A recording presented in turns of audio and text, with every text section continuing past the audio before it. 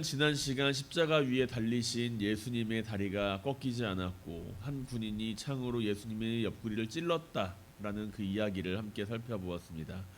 예수님은 십자가에 달린 그 주님의 모습을 어떻게 하고 싶었었던 걸로 기억하십니까?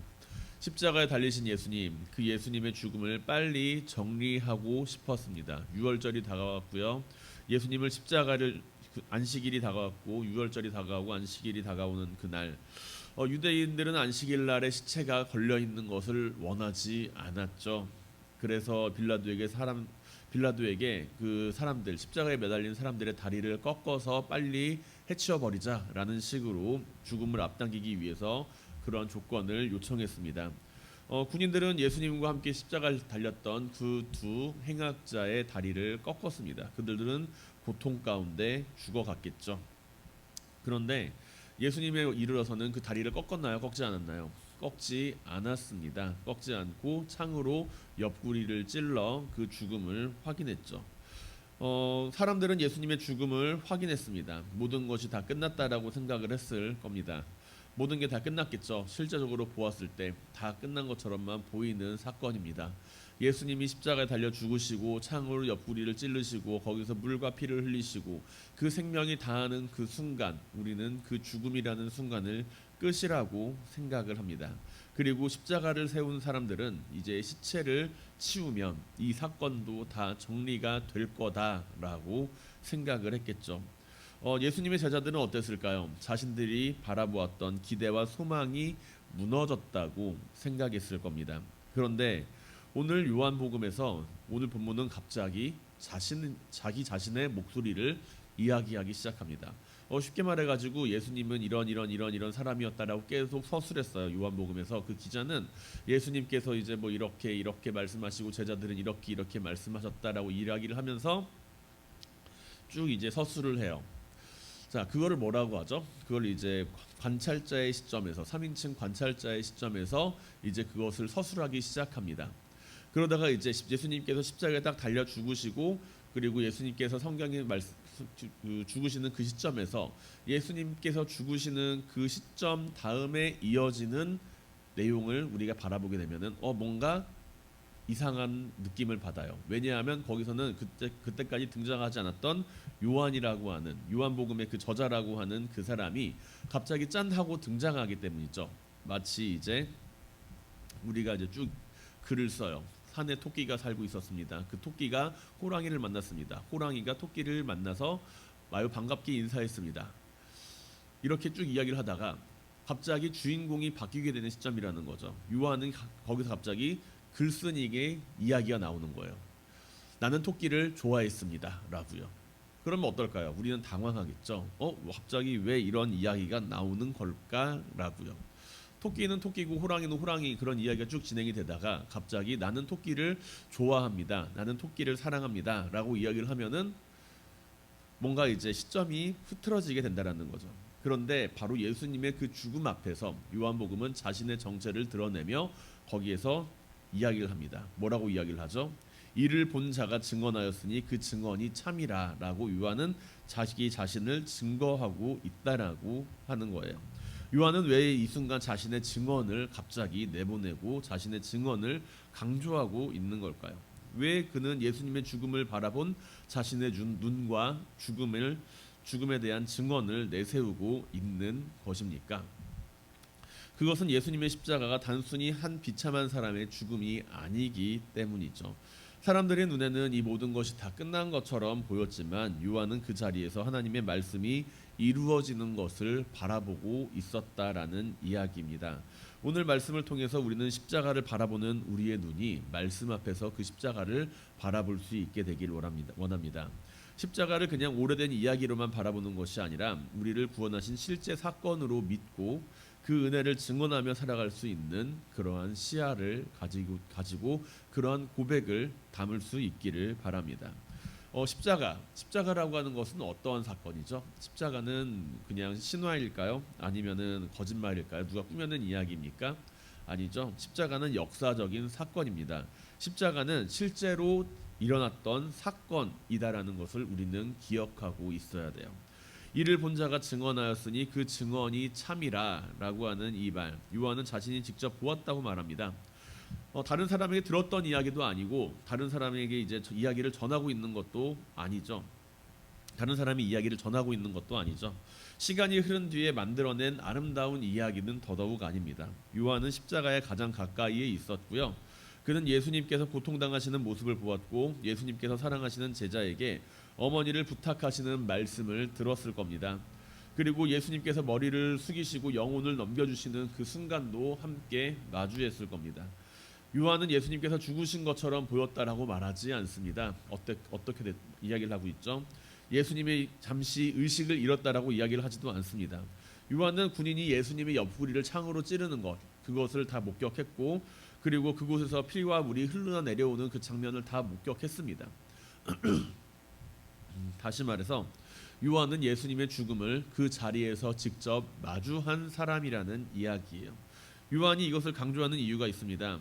왜일까요? 우리가 믿고 있는 이 기독교 신앙이라고 하는 것, 이것은 막연한 위로나 인간의 상상 위에 세워진 신앙이 아니라는 이야기입니다.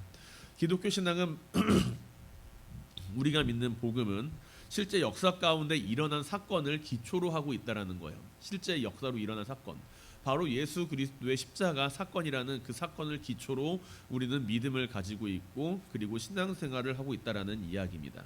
그 말은즉슨 예수님께서 이 땅 위에 오셨다 오시지 않았다, 이 땅 위에 진짜 오셨다라는 것을 기초로 하고 있죠. 예수님께서 직접 이 땅 위에 오셨으니까 예수님께서 십자가에 달려 죽으신 거 아닙니까? 예수님은 실제로 이 땅에 오셨습니다. 실제로 사람들과 함께 사셨고요. 실제로 병든 자를 고치시고 죄인을 용서하고 하나님의 나라를 선포하셨습니다. 그래서 십자가에 달리셨잖아요. 그래서 십자가에 달려서 죽으셨습니다. 우리는 때때로 신앙을 마음의 위안을 얻는 것 정도로만 생각할 때가 있어요. 내가 예수님 믿으면 마음이 편해져. 내가 예수님을 믿으면 뭔가 행복해져. 기분이 풀려. 아니면은 뭐 컨디션이 좋아져. 뭐 그렇게 아니면은 어려움을 견딜 수 있는 힘이 있어. 뭐 이렇게 저렇게 생각을 할 수 있습니다. 믿으면 마음 편안해지고 어려움 견딜 수 있고 삶을 긍정적으로 바라볼 수 있는 것 정도로 우리는 믿음을 생각할 때가 있어요. 물론 믿음이라고 하는 것은요, 우리에게 위로와 힘을 줍니다. 그러나 기독교 신앙의 중심은요, 우리 마음 상태가 아니라는 거예요. 우리가 믿음을 가지고 살아간다는 것은 마음 상태를 정돈하자라는 정도의 뜻이 아니라는 이야기입니다. 기독교 신앙의 중심은, 우리가 믿는 그 믿음의 중심은요, 하나님께서 무엇을 행하셨는가를 고백하는 데 있습니다. 내가 오늘 하나님을 얼마나 가깝게 느끼는지가 믿음이 아니라는 거예요. 우리는 믿음을 바라보면서 내가 믿음을 가지고 있으니까 하나님을 더 가까이 느낄 수 있어 라고 생각을 할 때가 있지만 그게 믿음이 아니라는 겁니다. 더 중요한 것은요, 예수 그리스도를 통하여 나를 위하여 무엇을 행하셨는가, 그것을 바라보는 게 바로 믿음이라는 이야기예요. 우리의 감정은 때로는 흔들립니다. 우리의 감정은 비바람이 치면은 우울해지고요, 눈이 오면은 뭔가 서늘해지고요, 가을 낙엽을 보면 어때요? 뭔가 싱숭생숭해지는 그러한 마음을 가지고 있어요. 우리의 마음은 눈에 보이는 것에 따라서 많이 흔들리기 마련입니다. 그래서 어떤 날은 봄날 따뜻한 햇살을 느끼고 따뜻한 기운 가운데 행복한 기운을 느끼면 마치 하나님이 나와 가까이 있는 것처럼 느껴질 때가 있고, 가을날 낙엽을 바라보게 되면은 너무나도 쓸쓸하고 외로운 나머지 하나님이 지금 어디 계시는가라고 생각을 할 수도 있어요. 어떤 날은 믿음이 충만한 것 같고 어떤 날은 아무것도 믿어지지 않는 것처럼 느껴지는 게 우리의 마음이라는 거죠. 그런데 우리의 감정이 흔들린다고 할지라도 변하지 않는 게 하나 있어요. 그게 뭘까요? 바로 십자가 사건이라는 거예요. 내가 비바람에 치는 날에도 십자가를 바라보고, 꽃이 피는 날에도 십자가를 바라보고, 눈이 오는 날에도 십자가를 바라보고, 가을 낙엽이 지는 날에도 십자가를 바라보고, 그 십자가의 사건은 결코 변하지 않는 사건입니다. 그래서 요한은 그 십자가의 사건을 기록하고 있는 거예요. 흔들리지 않는 십자가의 사건을요. 내가 기쁠 때에도 예수님은 나를 위해서 죽으셨고요. 내가 낙심할 때도 예수님은 나를 위해서 죽으셨어요. 내가 슬플 때에도 예수님은 나를 위해서 죽으셨고, 내가 성공할 때에도 예수님께서는 나를 위해서 죽으셨어요. 그런데 우리는 그 순간순간마다 그것을 다 다르게 해석을 할 때가 많다는 거죠. 내가 하나님이 잘 느끼지 못하는 순간에 예수님은 마치 사라진 것처럼 생각이 될 때가 있습니다. 그러나 내가 하나님을 잘 느끼지 못하는 순간에도 예수님께서 이루신, 십자가에서 이루신 그 구원은 절대 사라지지 않습니다. 요한은요 우리에게 말하고 있는 거예요. 나는 그것을 보았다. 예수님이 실제로 죽으셨다라고요. 그것은 결코 바꿀 수 없는 사실이며 그것은 내가 증언하는 메시지이다라고요. 예수님의 죽음이 실제이기 때문에, 예수님께서 십자가에 달려서 죽으신 그 죽음이 실제이기 때문에 우리의 구원도 막연한 위로가 아닙니다. 예수님의 실쟁이 예수님께서 십자가에서 희생당하신 그 모습이 실제하는 존재이기 때문에 하나님의 사랑, 그것도 추상적인 말이 아니라는 거예요. 하나님께서는 단지 우리를 사랑하신다라고 말하시기에 앞서서 단지 우리를 사랑한다라고 말하시는 분이 아니라 독생자를 내어주심으로써 자신의 사랑을 나타내 보이십니다. 하나님이 세상을 이처럼 사랑하사 독생자를 주셨으니 이는 그를 믿는 자마다 멸망하지 않고 영생을 얻게 하려 함이라. 그 말씀 가운데 우리는 하나님이 어떤 분이신지를 알게 되고요. 그리고 하나님께서 주님께서 진짜 십자가에 달려서 죽으심으로 말미암아 하나님께서는 하나님을 향한 우리의 사랑을 확증하셨다라는 것을 우리는 반드시 알고 있어야만 합니다. 하나님께서는 우리를 단지 사랑하신다라고 말씀하시는 분이 아니라 그 사랑을 실제로 나타내 보여주셨다라는 이야기예요. 우리의 믿음이 흔들릴 때 우리는 무엇을 바라봅니까? 우리의 믿음이 흔들릴 때 우리는 우리의 마음만을 들여다봐요. 내 마음이 흔들리고 있고 내 마음이 뭔가 휘둘리는 것 같은 그러한 상황 가운데 나는 왜 이렇게 연약하지? 난 왜 이렇게 흔들리지? 라고 이야기하는 그런 상황 가운데 우리가 우리 자신의 모습을 바라보는 것이 아닌 십자가를 바라볼 수 있기를 원합니다. 그 십자가는 결코 흔들리지 않는 십자가예요. 나를 위해서 죽으신 예수님을 바라볼 때 우리는 다시 믿음의 자리에 설 수 있습니다. 믿음은 내가 하나님을 얼마나 강하게 붙들고 있는가에서 시작되는 게 아니에요. 믿음은 내가 예수님을 하나님을 얼마나 잘 붙들고 있는가에서부터 시작되는 게 아니에요.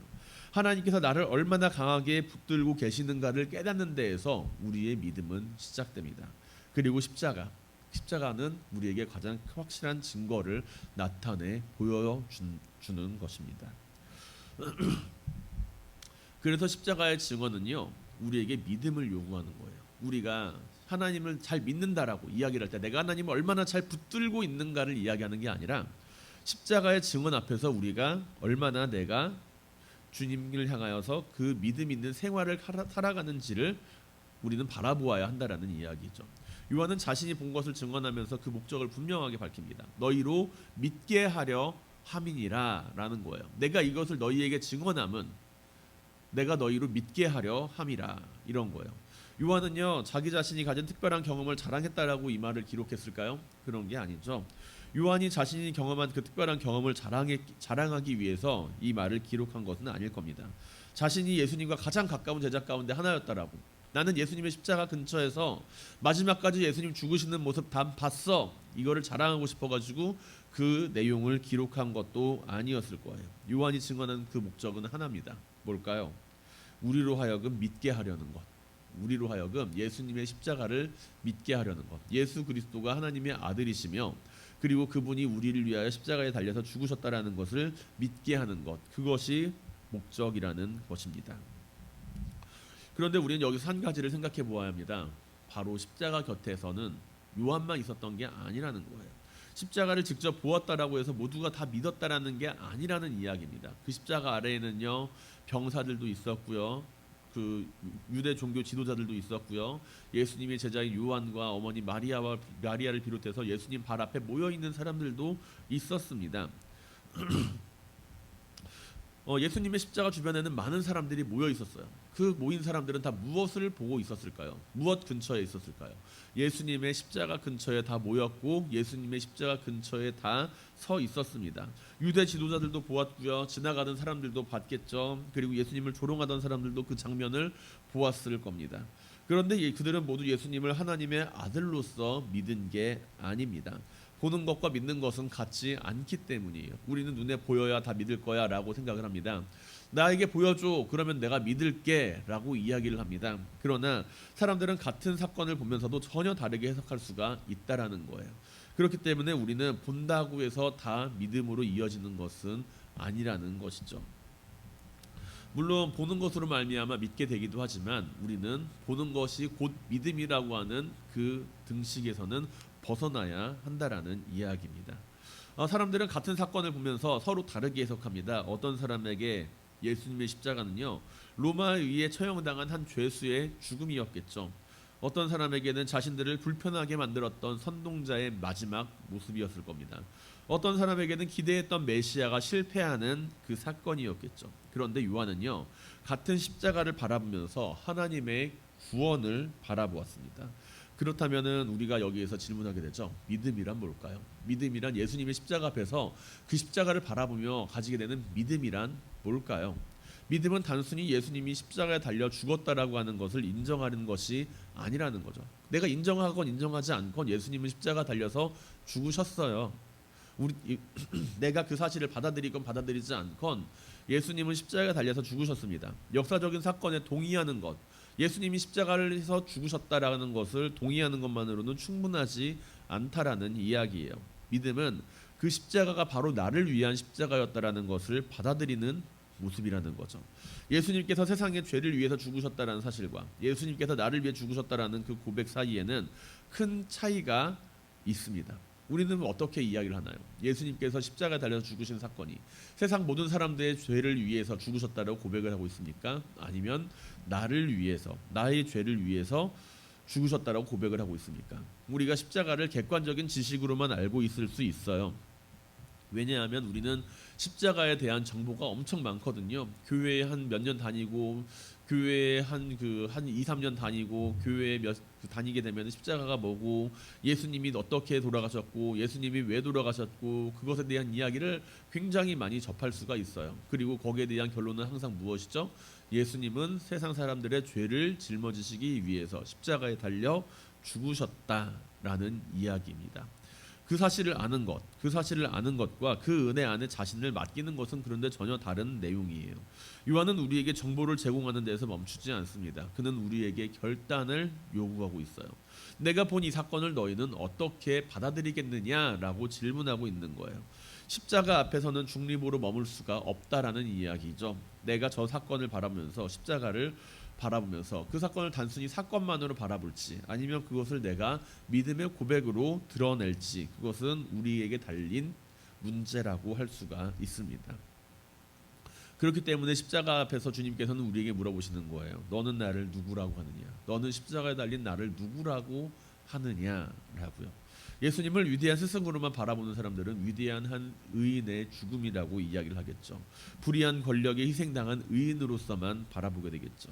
세상에서는 예수 그리스도를 갖다가 위대한 세계의 성인 가운데 한 사람, 뭐 이제 그 위대한 성인 가운데 한 사람으로 구별을 하면서 예수님 그리스도의 죽음은 매우 의로운 자의 죽음이었다라는 정도로만 이야기를 합니다. 그렇지 않나요? 객관적으로 사람들이 바라보았을 때도 예수 그리스도라고 하는 사람은 그렇게 의로운 사람의 죽음이라는 거예요. 기독교를 믿지 않은 사람들도 역사 속에서 예수 그리스도를 배우고 공부할 때 그렇게 공부를 한다라는 이야기입니다. 그런데 사랑과 희생의 모범을 보여주신 분으로만 사람들이 그렇게 인식을 하고 있을 때 우리는 그 십자가를 바라보면서 어떻게 그 십자가를 바라보아야 하겠습니까? 나의 죄를 담당하신 예수 그리스도, 나의 죄를 대속하신 구세주로 고백할 수 있어야 한다라는 거죠. 믿는다라고 하는 것은 이런 겁니다. 믿는다라고 하는 것은 예수 그리스도가 십자가 달려서 죽으셨다. 예수 그리스도가 의로운 사람이었고 이 세상에서 자비와 긍휼과 많은 사람들에게 기적을 베푸는 그러한 능력을 보였지만 사람들에게 인정받지 못하고 권력자들에게 죽었다라고 하는 그러한 이야기로 받아들이는 것이 아니라 그 사건 안에 담겨져 있는 그 사건 안에 담겨져 있는 진정한 예수 그리스도를 향한 고백이 있어야 한다라는 이야기입니다.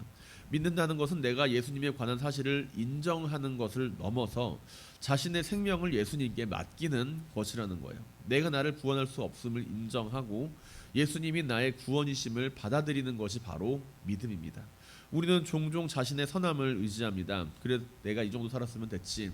내가 이 정도 살았으면 잘 살았지. 다른 사람보다 악하게 살지 않았으니까 됐지. 교회도 다녔고 봉사도 했고 누군가에게 큰 피해도 입히지 않고 착하게 살았으니까 괜찮을 거야. 그런데 십자가는 말이죠. 우리의 괜찮음을 증명하는 자리가 아니라는 거예요. 십자가는요, 나 이만큼 잘 살았으니까 나 좀 인정해 주세요라고 하나님 앞에 나아가는 자리가 아니라는 거예요. 십자가는 우리가 스스로 구원할 수가 없는 자임을 보여주는 자리라는 것이죠. 우리가 조금만 노력하면, 우리가 조금만 노력하면 구원받을 수 있다라고 한다면 예수님께서 십자가에 달리실 이유가 없었다라는 이야기입니다. 우리가 착하게 사는 것만으로 구원을 받을 수 있다라고 한다면, 죄의 문제를 해결할 수 있다라고 한다면, 우리가 하나님의 아들이 굳이 죽으실 필요가 없었다라는 거죠. 하나님의 아들이 굳이 이 땅에 내려와서 육신을 입고 내려와서 십자가에 달려 죽으실 필요가 없었다라는 이야기입니다. 그렇기 때문에 십자가라고 하는 것은요, 인간의 선함이 얼마나 대단한지를, 얼마나 우리의 믿음이 대단한지를 그러한 보여주는 자리가 아니라 하나님의 사랑이 얼마나 큰지를 나타내 보여주는 자리입니다. 그래서 우리가 십자가 앞에서 바라보는 그 믿음은요, 주님, 저는 저 자신을 구원할 수가 없지만 주님께서 나를 위해 죽으셨음을 믿습니다. 그것은 정보가 아니며 은혜입니다 라고 고백할 수 있는 모습이 되어야 한다는 것이죠. 그래서 요한은 십자가를 바라보고 증언한다라고 이야기하는 거예요. 그 증언을 들은 우리는 이제 믿음으로 선택을 해야 한다는 것이죠.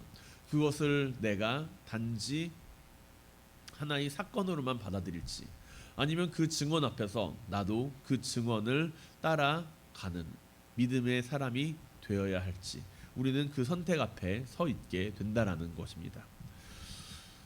십자가를 바라보면서 요한은 성경 말씀을 함께 바라봅니다.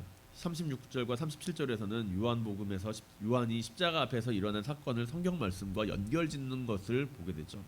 그 뼈가 하나도 꺾이지 아니하였고 그들이 그 찌른 자를 보았다라고 하는 이야기입니다. 지지난 시간에 우리가 함께 살펴보았던 것처럼 하나하나를 다 살펴보면 우연처럼 보입니다. 우연히 십자가가 세워졌고, 우연히 사람들이 그 예수님의 뼈를 꺾지 않았고, 우연히 창으로 예수님을 찔렀고, 그렇게 하나하나씩 그냥 보게 되면 우연처럼 보이지만, 우리가 믿음이라는 눈 앞에서, 말씀 앞에서 하나님의 섭리를 바라보며 예수 그리스도가 누구인지를 바라볼 때, 하나님께서는 성경을 응하게 하시려고 이 모든 일들을 행하셨구나 라는 것을, 그리고 더 나아가서 하나님께서는 과거부터 오래된 시간부터 예수님께서 오실 때를 예비하면서 사람들에게 모든 것을 말씀해 주셨구나라는 것을 바라볼 수가 있어요. 그래서 요한은 그 사건 속에서 하나님의 말씀이 이루어지는 것을 보게 됩니다. 먼저 예수님의 뼈가 꺾이지 않았다. 그 말이 의미하는 것은 무엇일까요? 바로 이것은 유월절 어린 양과 연결이 됩니다. 이스라엘 백성들이 애굽에서 종살이할 때 유명한 사건 있죠. 10가지 재앙, 피, 개구리, 이파리 쭉 시작해서 마지막에는 어떻게 되죠? 유월절 어린 양으로 마무리가 되어지는 그러한 내용입니다. 유월절 어린 양에서 백성들은 어린 양을 잡아서 그 피를 문설주에 발랐고, 죽음의 재앙은 피가 있는 집을 넘어갔어요. 패스오버했죠. 그리고 그리고 하나님께서는 유월절 어린 양을 잡을 때 그 뼈를 꺾지 말라고 말씀하십니다. 요한복음은 처음부터 예수님을 하나님의 어린 양으로 소개하고 있고요. 세례 요한은 예수님을 바라보며 보라, 세상 죄를 지고 가는 하나님의 어린 양이다라고 선포하셨습니다. 그리고 예수님께서 십자가에 달리신 그 순간 유월절 어린 양의 말씀이 이루어진다라는 것이죠. 예수님은 단순히 억울하게 죽은 의인이 아니라 예수님은 우리를 죄와 죽음에서 건져낸 참된 유월절 어린 양이셨다라는 것입니다. 이스라엘 백성들이 어린 양의 피로 죽음을 피하고 애굽에서 해방이 되었던 것처럼 우리는 예수 그리스도의 피로 말미암아 죽음의 권세에서 해방이 되었다라는 것이죠. 단지 천국 가는 문제만을 의미하지 않습니다. 하나님께서는 이스라엘 백성들을 애굽에서 건져낸 뒤에 다시 애굽의 방식대로 살아가게 하지 않으셨죠. 그들은 하나님의 백성으로 부르시고 새로운 삶을 살아가게 하셨습니다. 우리도 마찬가지입니다. 예수님의 피로 구원을 받았다. 난 예수님의 피로 구원받았어 라고 이야기하는 것은 곧 뭐예요? 나는 더 이상 옛날 일로 돌아가지 않겠다라고 하는 고백과도 같습니다. 예수님께서 단지 나를 천국으로 인도하셨어가, 예수님께서 나를 구원하셨어가 아니라는 거죠. 예수님께서 나를 구원하셨어. 그 말은 유월절 어린 양으로 오신 예수님이 십자가에서 달려 죽으심으로 말미암아 우리가 더 이상 죄와 사망의 올무에서 끌려다니지 않고 벗어나게 되었고 다시 그것들로 말미암아 그것들의 노예가 되어서 살아가는 옛 삶으로서 돌아가지 않는다라는 고백을 우리는 그 안에서 함께 담고 있는 것입니다. 더 이상 죄가 우리의 주인이 아니라는 뜻이에요. 세상의 가치와 욕망에 끌려다니던 사람이 이제 하나님의 백성으로 살아가게 되었다라는 그 고백이 예수 그리스도의 십자가 사건 앞에서 등장하는 고백입니다. 그런데 우리는 예수님의 십자가를 바라면서 어떻게 생각을 해요? 예수님의 십자가가 나를 구원하셨다. 그러니까 난 천국 갈 거야 라고 생각을 할 때가 많이 있죠. 하지만 예수님의 십자가를 단지 그렇게만 생각하고 있다고 한다면 우리는 다시 옛날의 삶으로 돌아가게 될 거예요. 새로운 삶으로 부르시는 그 삶의 자리로 우리는 응답하며 나아가야 합니다. 또한 요한은 그들이 그 찌른 자를 보리라라고 성경 말씀을 인용해요. 이 말씀은 스가랴서와 연결이 되죠. 이 말씀은 스가랴서랑 연결이 되는데 이제 주석책 그 성경책에 보면은 거기에 각주가 달려 있는 분들이 계실 거예요. 그 각주가 있는 걸 보게 되면은 이거 내용이 어디 있는지 다 등장을 하게 됩니다. 스가랴 말씀을 보게 되면은 사람들이 예수님을 찔렀지만 인간의 죄와 폭력이 예수님의 몸에 상처를 냈지만 그런 놀랍게도 하나님은 그 상처마저도 구원의 표지가 되게 하셨다라는 거예요. 사람들은 예수님을 찌름으로써 그가 이제 그 사람을 끝내려 했지만 하나님께서는 그 찔린 상처를 통해서 자신의 사랑을 나타내 보여주셨습니다. 부활하신 주님, 그래서 부활하신 주님은 어떻게 해요? 그 상처를 다 깨끗이 나을 수 있음에도 불구하고 그 상처를 그냥 그대로 가지고 계세요. 도마에 가서 보여주시잖아요. 봐라, 내 손바닥 봐라, 옆구리 봐라 하면서 보여주시잖아요. 그리고 그 상처를 없애지 않으시면서 그 상처를 바라보면서 도마는 어떻게 합니까? 도마는 예수님을 나의 주님으로 고백하게 되는 것을 우리는 바라보게 됩니다. 그 상처가 세상 사람들이 보기에는 실패의 흔적이고 패배의 흔적일지는 흔적처럼 보이겠지만 그것은 더 이상 주님께서 부활하시고 나서는 패배의 증거가 아니라 구원의 증거가 되었다라는 것이죠. 우리는 상처가 없어야 승리라고 생각을 합니다. 상처 없이 얻는 승리, 엄청나게 값진 것처럼 보이게 되겠죠. 아프지 않아야 하나님께서 함께 하시는 거라고 생각을 합니다. 그러나 십자가는 우리에게 다른 모습을 보여줍니다. 하나님은 상처받지 않는 방식으로 구원하신 것이 아니라 그 상처를 감당하심으로써 우리를 구원하셨다라는 거예요. 예수님은 고난을 피한 것이 아니라 그 고난의 잔을 마심으로써 그 고난 속으로 들어가심으로써 우리를 구원하셨다라는 거예요. 그러므로 우리의 삶에 있어서 상처가 남아 있다라고 하는 것, 나의 삶에 상처가 있는 상처가 남아 있다라고 해서 그것이 하나님께서 하시는 그 실패가 아니라는 거죠. 그때 하나님께서는 실패하셨어. 그래서 내가 그런 상처를 가지고 있어라고 우리는 여기는 것이 아니라 그 안에서 그 상처마저도 은혜로 바꾸시는 하나님을 우리는 마주할 수 있어야 합니다. 주님의 상처난 손과 찔린 옆구리가 우리에게 은혜가 되는 것처럼 우리가 받았던 그 상처도 하나님께서 사용하신다라고 한다면 그 상처 또한 하나님의 영광과 사랑을 나타내는 그러한 도구가 될 수 있다라는 거예요. 물론 모든 고통이 다 유익한 건 아니겠죠. 모든 고통이 다 거룩한 것도 아닙니다. 우리가 그 상처를 주님의 손에 맡길 때 하나님은 우리의 상처가 우리를 무너뜨리는 마지막이 되지 않도록 하신다는 거예요. 십자가의 상처가 구원의 기쁨이 되었듯이 우리의 상처가 누군가를 위로해 줄 수 있는 위로함이 될 수 있기를 바랍니다. 상처를 경험한 사람만이 상처받은 사람의 눈물을 알죠. 실패를 경험한 사람만이 실패를 쉽게 정죄하지 않습니다. 노력을 해서 성공한 사람만이 그 노력의 가치를 알고 있고요. 넘어졌다가 다시 일어선 사람만이 넘어졌을 때의 그 아픔에 공감하고 그를 위로할 수 있다는 겁니다. 용서받은 사람은 다른 사람을 용서할 수 있습니다. 하나님은 우리의 상처를 낭비하시는 분이 아니라는 거예요.